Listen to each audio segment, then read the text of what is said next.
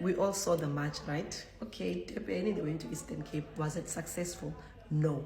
Why am I saying that? Because Action SA also distanced themselves. They were not going to distance themselves if the march was successful. They were going to claim it. You guys, you were funded buses going right up to Eastern Cape in Bizwa, yet you guys went there to destroy. Why ningathathi leyo mali leyo fund small spaza shops emalokishini next to ama-spaza shops of foreigners, and then South Africans support each other? That is how you'll kick them out of business. Next thing you know, they're on the next flight going home. Yeah, my sister. I don't know if you are married to Igbo Yoruba. Why don't you tell your husband to go back to Nigeria and fight against the Fulani headsmen? Why don't you go tell him to fight against Boko Haram? But no, you're not going to do that because he's already too comfortable here. And why don't you move to your husband's home and stay there with him? But no, you're not going to do that because you also can't survive in his own home.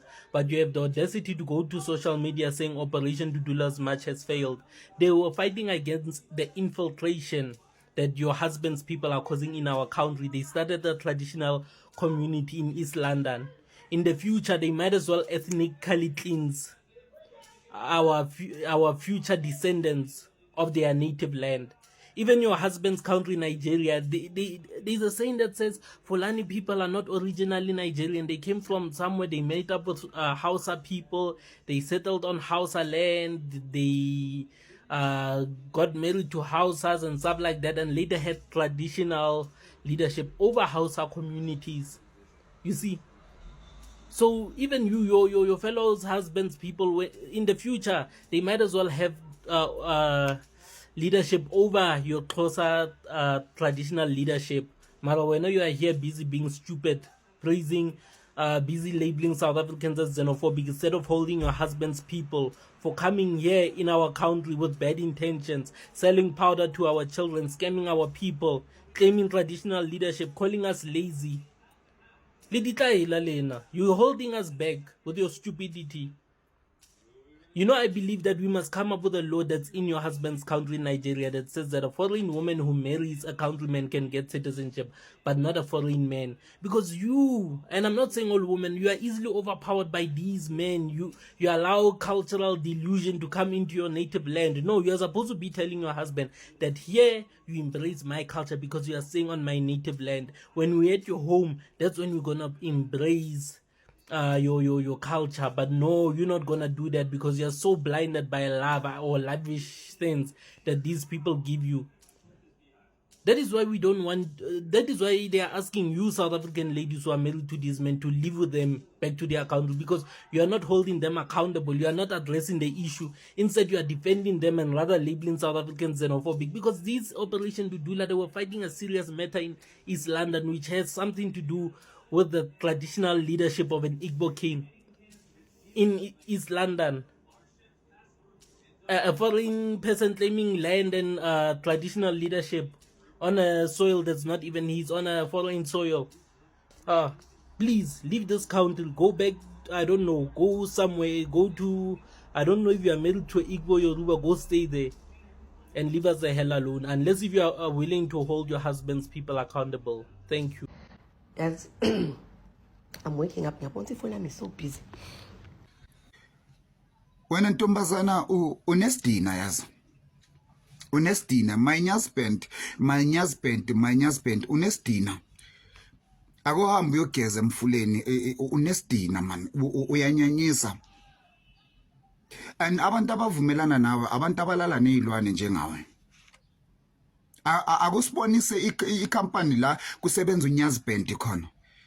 Akusibonise ukuthi uqale kanje waqala kanje wafika wayesebenza ecompanyini ekanje. Ngicama ukuthi asazi ukuthi lamanyaziband wena ayenzani ebusuku. Ningayenza noma yini ukuthi niwavikele amanyaziband. Ligcwele igazi lesilwane lihamba akhola lingahambi khona emzimbeni wakho. That's why uzoyenza yonke into ukuthi umvikele uNyaziband. Unesidina ntombazana ene ngathi ufuna ukuba famous ngoJacinta. Lalela uJacinta uyiqueen ye-country. Uyathandwa kakhulu ngoba uyafighter, uprovile ukuthi angeke azalale nesilwane just ngoba ufuna ukubeka isinkwe etafuleni. Uyayiphilela, u-innocent ku-country, akathengisanga i-country, uyayilwela i-country. ungazicompare naye. Wena ulala nesilwane ngoba uphethwe indlala. Unesicefe. Yazi lento yama illegal foreigners mangabe uyibukela kude uyibuka ngokuthi izwe lase South Africa alwafuna ama illegal foreigners, which means alibafuna abanye abantu abamnyama base Africa, uyithatha kude angeke uze uyiunderstand kahle. Asinciphise woza asilinganise nomqondo wakho la emzini wakho nomuzi. Wena umuzi wakho ubiyeliwe. Mangabe umuzi wakho ubiyeliwe, it's because you want protection, you want your family to be safe, right? Ngifike ke mina ngiqhamuka emzini wami ngithi mina ngiyahlukunyezwa emzini wami, ngicela uzongikhoselisa. Angisho ngoba ngiyacela uzokwazi ukuthi uvume ngoba ngicelile, kodwa ukube uvuka ekseni wangifica ngihleli kwi-backroom yakho, owazi wena ukuthi i-backroom yakhe ikhiyiwe, mhlawumbe ingane yakhe ifunda eGoli izobuya ngama-holiday indlayo leyo yokulala ngaphandle, ungajabula wena. Ngivele nje ngitheleke njengemvula, ngingabikizeli, ngingaceli lutho, ngidlobolondele, ngizidalele kwakho emzini wakho. Awuyithatha uyibuke kanjalo ukuthi emzini wakho ungakuvuma yini wena lokho ufuna ukuthi thina sikuvume ezweni lethu. Thina awukazi usibone thina sigijima sigcwala amazwe abantu without amaphepha. Siyaphuma nathi siya emazweni abantu, siyaphuma ungadideki. But thina suke singaphumeli ukuyohlala khona, suke siphumele ukuyovakasha bese siyabuya size emzini yethu. Wena njengoba ukhuluma kanje ungajabula yini uthi uyavuka lapha kwi-backroom yakho ufica kugcwele abantu ongabazi, bahleli bathi asindawo? Awuyithatha uyisebenzisa ingqondo mfethu. Musu ukuhlala pheke komqondo mdala, musu ukuhlala pheke komqondo, and musu ukuzama ungenza unguilt tripper mina, please ungazami nje ukunguilt tripper baba. Sengidlulile kuleso stage se-guilt.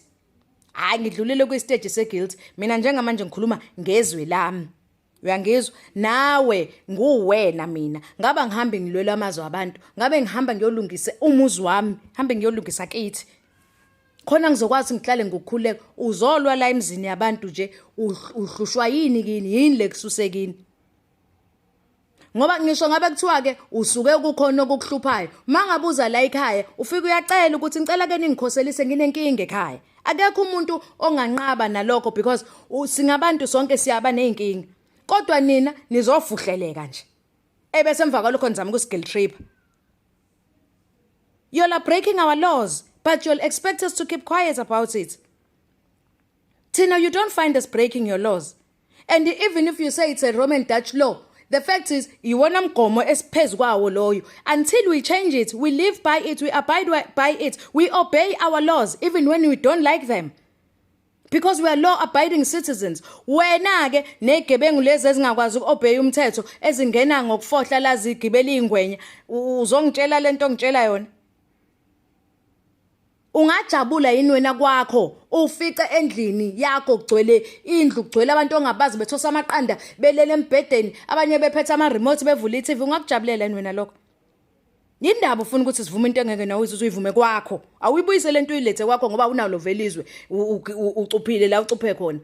Awuyibuyise uzise lapho ucuphe khona ke, whether umuzi whether apartment lapho khona. Mangase njengamanje ufice segcwele abantu bethosa amaqanda bebhizi behlihlizisa iziteki ubheke phezulu kunje, ungajabula yini wena? Hello Mzansi, welcome to Mgosi waseMzansi. People come for a Jolofina that is married to a Nigerian Kesana because this girl, she's constantly dragging uJacinta lapha enkundleni yokuxhumana, hlezi akhuluma ngaye kabi, saying ukuthi imashi yakhe lebenayo lapha eSlondon it was not a success. Ahleka njena uhlezi nje amdreka kuJacinta kakhulu, and people are defending uJacinta saying ukuthi labantu bokujola nebantu bokuqhamuka bayathanda ukubakhulumela because they are married, some are dating lawo ma-Nigeria lawo, so bahlezi bafuna kwenda ngazuthi bo-mash and mash bo-operation duduli wrong lento labayentako. Why bangahambi nabo bayohlala emaveni abo phela lawo madoda lawo? Uma ushadene eNigeria hamba uhlale eNigeria, ngisho vele uma umfati uyakohlala la uganele khona. Le nto yokuthi bona bafuna ukushada neManigeria la South Africa bahlale nawo la South Africa bayithathaphi. So people are really saying goes on what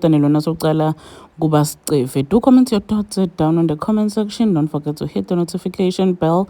I'll see you on the next one. I'm signing out. Goodbye.